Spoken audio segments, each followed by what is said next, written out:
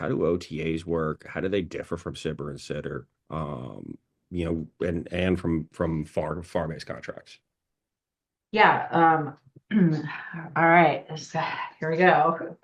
Yeah. So, Mhm. other transactions are really, really awesome because the benefit of them and the reason why they exist is to help companies that don't necessarily know how to do business with the government and don't want all the strings attached of doing business with the government to bring their ideas or get funded by the government to the government.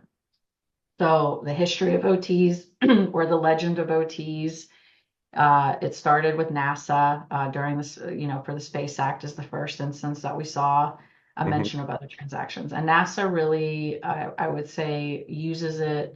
They have the shortest authority. They also use it the most broadly Mhm. because it just says use other transactions. There's that whole statute that you have for Department of Defense, they don't have. They have this blurb. That's it. Mhm.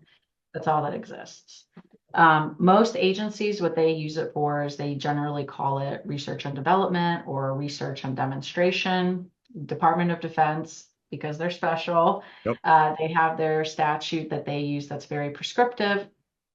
It describes, they have one statute for research and development, one statute for prototyping, and it also includes what's called a follow-on. That's what people are most familiar with.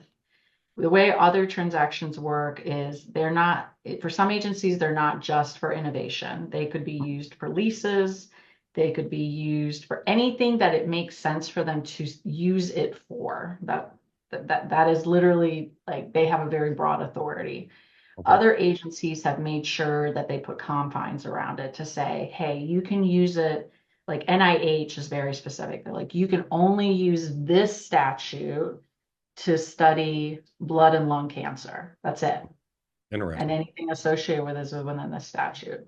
Mhm. Department of Defense said, well, now there's a long history of how we got here, but Department of Defense said, in order to support the Department of Defense mission, you can use these authorities to develop your technology. And then if you're successful, you can also use what's called follow-on, which can be FAR-based or non-FAR based.